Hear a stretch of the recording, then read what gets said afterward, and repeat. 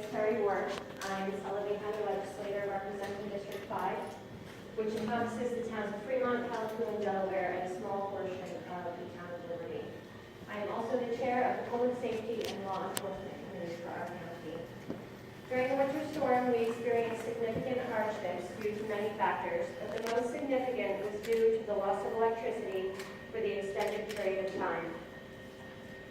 Over 27,000 customers went without power for 10 days. Many of these people were unreachable due to the over 50 town and county roads that were closed. Now in Sullivan County, everybody knows that we're very resourceful people, and we were very fortunate to have a lot of friends and neighbors who helped out those who couldn't help themselves. But many people were stranded when downed power lines caused trees to remain blocking roadways because there was simply no one to tell them if the wire was live or not. Our county and towns were thoroughly prepared to clear these roadways. However, the lack of preparation on the part of our utility companies delayed the safe removal of these trees and debris with down lines nearby.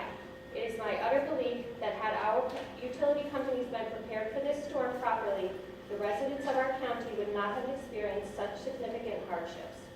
Thank you. Thank you, Ms. Ward. The next. Alvarez, Legislators District 6, Liberty, and also the chairman of the Legislators of Sullivan County. During the storm, I had the opportunity to actually go around the roads and check everything that was happening.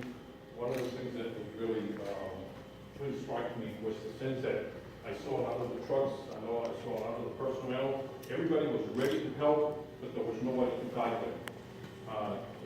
For example, in the town of Forestburg, where trucks were sitting there waiting for somebody to tell them where to go and what had to be done.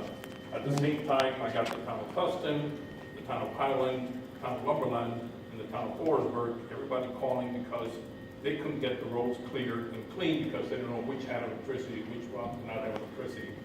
Most of the towns that I spoke to, the highway superintendents were willing to help the electric companies, and I think if we can coordinate and prepare a plan in the future, that if something like this happens, that you can exactly know where to go, where to find that pole, where to shut the electricity. It seems to be like nobody knew where anything was at that particular time.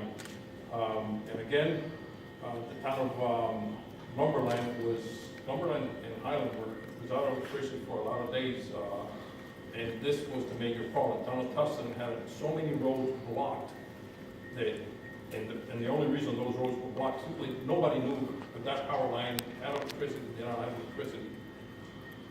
I can see the problem was that. What I cannot see is that you don't have a supervisor, somebody who can tell you exactly how to move, where to move, how to do what has to be done, and that is a shame. Such a powerful, big companies that those serving the public were not prepared for it. Thank you, Mr. Alvarez. Good afternoon. Thank you for holding this. I also want to thank Senator John Bonasek and our other state representatives who encouraged for this forum for the public to share with you what we went through just a few short weeks ago. My current position is I'm the Deputy County Manager of Sullivan County. Today you're hearing from many of our elected officials. There'll be a few more who are going to speak. And we will also send participation this evening after 6 p.m. Forum to be able to share some other slides and some other information. So you'll be hearing from our county manager this evening and also from Rick Sauer, Commissioner of Emergency Management for the county, so I thank him.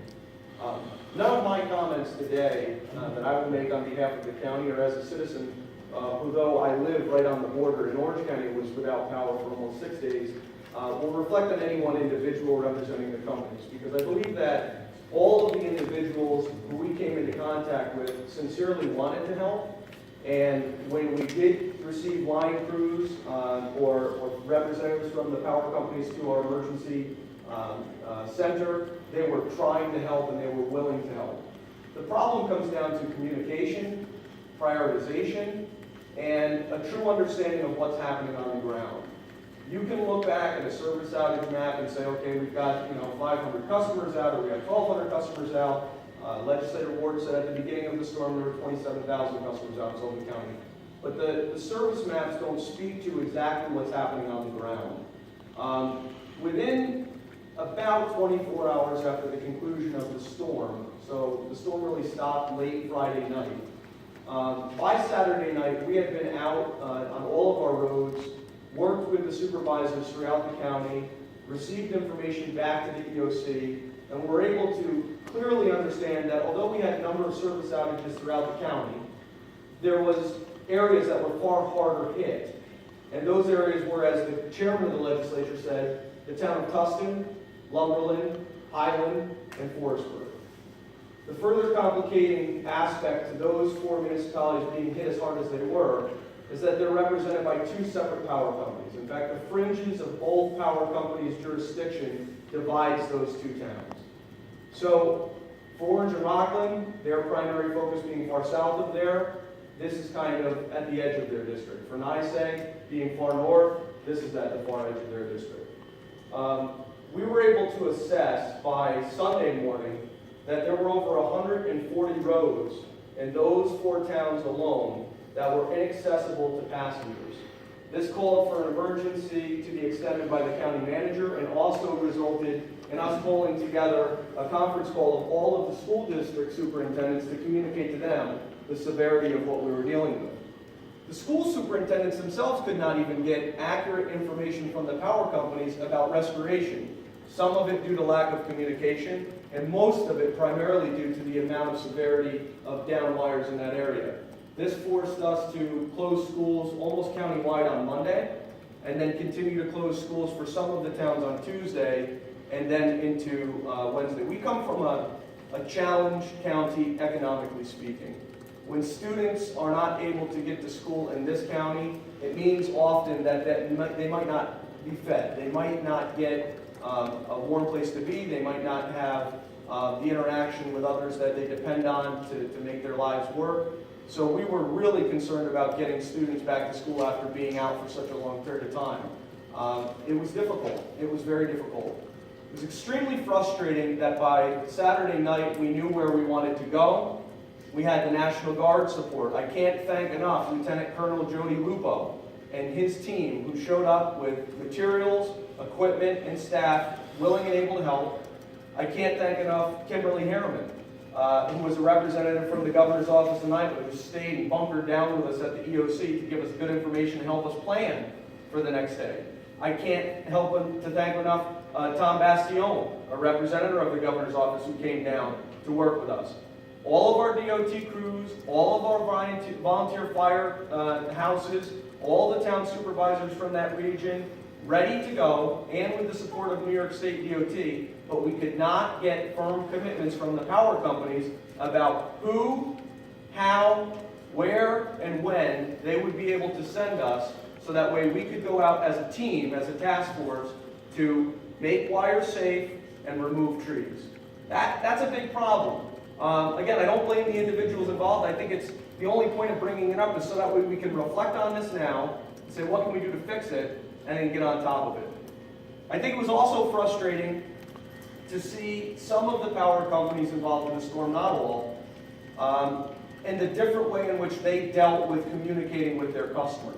I'm an Orange and Rockland customer, so we knew when our power was going to be back on, and we knew it was days out, because that's what they communicated to us. Whatever system they're using seemed to allow Orange and Rockland customers to kind of have a little bit better information. Again, depending on where you were, and depending on the accuracy of the information they had, you may be able to get better information from them.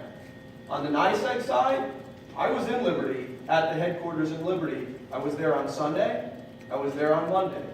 By Tuesday, we were finally up and running, but what I saw was somewhat of an antiquated communication system with dated information that didn't have accurate information of where customers were, who were priority customers, how many were out, when they were going to come back on. And what that resulted in was a true disservice to people who, like Legislator Ward said, we have a resilient community. But the truth is that we can only be resilient when we're given information that we can depend on. So if we're being told your power will be restored by 11:45 or 11:59 tomorrow night, and we know based on the fact that it's completely devastated, the entire system is down, that you're not going to have power for 4 or 5 days, many of these people would have left. They would have left They would have made arrangements for their families. They would have done different things. But instead, we left people almost in harm's way for way too long. So the communication systems need to be upgraded. And I'm not so sure that they're exactly following in every respect. And again, I think there's differences between the systems. I saw one company that had a little bit more of a robust system and another that didn't. But it has to be looked at to see what can we do to improve this. But I'm not so sure they're following policy exactly the way it should be right now. With the duration of the storm like this, the other thing that led to communication problems was as power could not be restored to cell phone towers, and as power could not be restored to communication network systems like Verizon or Frontier, we saw systems collapsing for communication. This is a big problem. I highly recommend that in the future, if we find ourselves as a county, or if you find yourselves in this circumstance somewhere else where you have complete devastation, 150 roads closed, over 2,000 trees in the roads, wrapped in wires, know that that's going to be a 3 to 4 day, maybe a 5-day event, and get out in front and tell people that. And on the communications end, we have to make sure that when we're sending the National Guard, and when we're sending utility providers into an area, and when we're sending New York State DOT and DPW and Firehouse, and everybody's coming together, we have a central way to communicate that doesn't depend on the communication systems that depend on our infrastructure. Because in many cases, we'd be talking on a cell phone, and the cell phone would go dead because the tower lost power. We'd be talking on a landline, and the landline was running on battery backup, and that lost power. You get that back up and running. You tell all the municipalities, call in at 1 o'clock. We'll give you better information then. And then guess what? The battery backup dies at the landline communication system, and you lose that. So we saw a lot of that. I think when we're going to send a lot of people into an area to help, we got to make sure that we have a backup communication system up and running. And I think that needs to be called for earlier on in a storm like this. I'm really proud. You know, sometimes a moment like this can really show you your finest hour. I am thoroughly proud of all of the citizens of the county for how they dealt with this. I am exceptionally proud of the volunteer firefighters. You know, we have supervisors in this county who represent very, very small communities. These are part-time jobs. It's fun to be called supervisor for about the first 5 minutes, but not in an event like this. Long after the swearing-in ceremony, you realize these positions are really voluntary positions. But we had supervisors that I personally saw from the town of Tustin, Forestburg, Highland, and Lumberland who abandoned their personal lives and basically did the job of the power company in isolating and securing areas, in directing restoration. We had a gentleman from the Forestburg Firehouse, who I'll refer to as Chief Todd, who gave up his life for 5 days. I mean, how do you get compensated for that? Now, if he hadn't done that, and if the supervisor of Highland hadn't completely turned their town hall into a bunker and given up his life and his family's lives to run things, I don't think we would have bounced back as quick as we did. So what do we learn from that? One, I think that when you sign up for public service, you know that it is a service. And I think that we have the right people there. We have to communicate with them. When we have boots on the ground who are showing what the circumstances are, somebody back at the power company has to be part of that team, and they have to be there with crews. I remember on Tuesday, late in the afternoon, now we're talking power had been out Friday morning. It's Friday, Saturday, Sunday, Monday. Now it's Tuesday afternoon. And I'm on the phone with a representative of the power company who I finally got to. I stole a number from somebody, and I got somebody on the phone, and he was directing crews.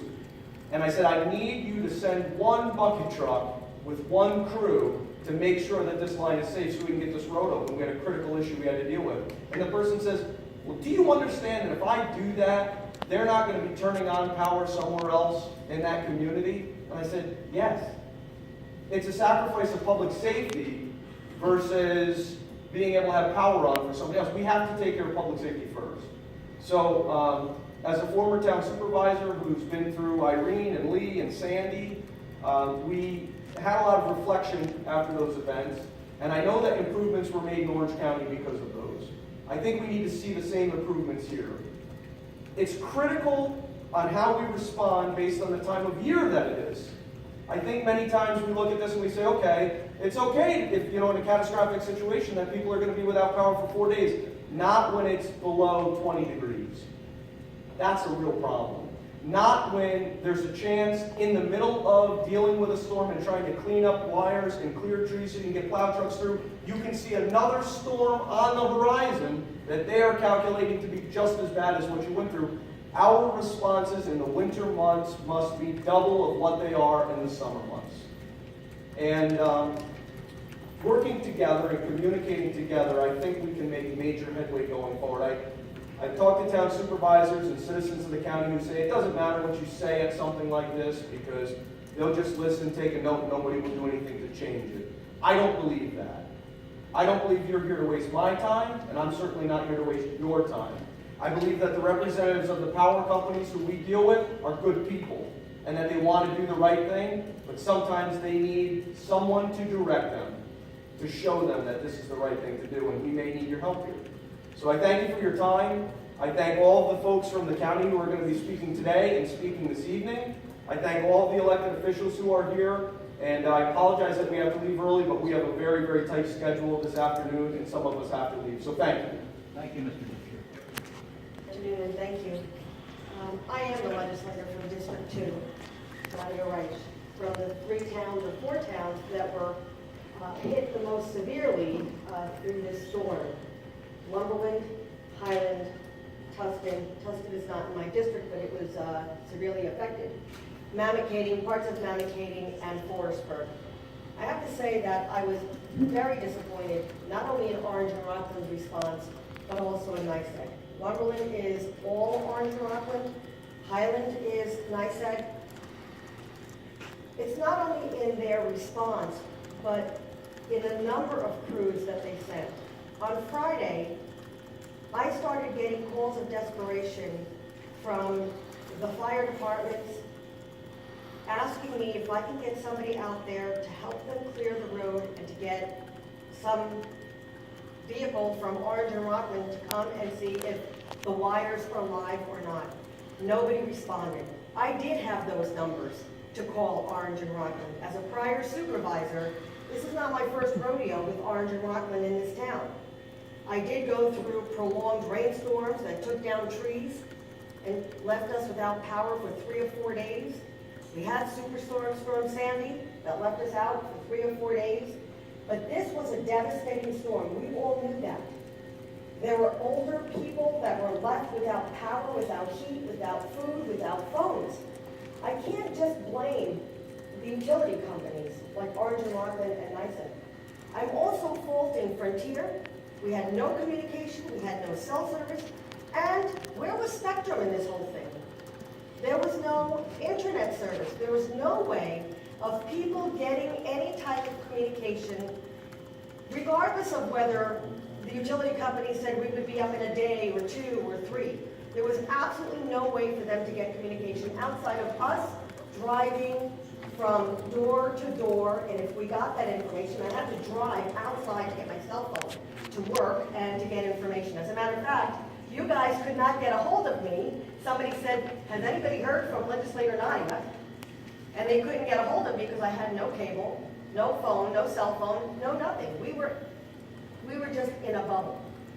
This cannot continue in the 21st century. When I first became supervisor of Lumberland years ago, and we had a prolonged rainstorm where trees were falling and taking wires down, at that time, Orange and Rockland, and I'm not going to throw Eric Francis down under the bus, but Eric is, I'll tell you, he was a great guy to work with, and we had, with the help of Orange and Rockland, they came in and they rewired the town, and we were hoping that this was going to help. Understand that any time a squirrel would go up the wire and a transformer, he would knock out the whole town for days, okay? That has not happened anymore. They had fixed it. But this last storm led us to believe that it's not all that good. I cannot blame the crews that were out there. They were doing the best that they could. We had crews from Quebec, I believe, from Ontario, from Alabama, Tennessee. I don't know, they were coming in from everywhere but Russia. So I cannot blame them. They were doing the best that they could with the resources that they had. But who I am faulting is administration for not realizing how devastating and how devastated we were. I did not get power back for 8 days. That's way too long. in the 21st century. So I'm hoping that the utility companies really reflect on this last storm and somehow fix the problems that we have. Whether that means taking the trees down for a greater amount of length along the road so that they don't affect the wires when they come down, or going underground. The first time I spoke to Eric, I did suggest going underground, and you know what he told me? Take a guess. Too expensive. It's too expensive. But at what expense do we really affect people's lives? There were people in my town that were on oxygen, and they had no way of knowing that power was going to come back 8 days later. There were people in my town, elderly, that did not have food and lost food. There were people in my town that needed medicine and couldn't get out because they couldn't call somebody to tell them that there was a tree in front of their house that they could not jump over or drive over. So at some point, we need to fix not only our electricity issues, utility issues, but also communications, like Deputy County Manager Depew had said, our telephones, our communication, our internet, cable, the whole kit and caboodle. Thank you for listening. Thank you.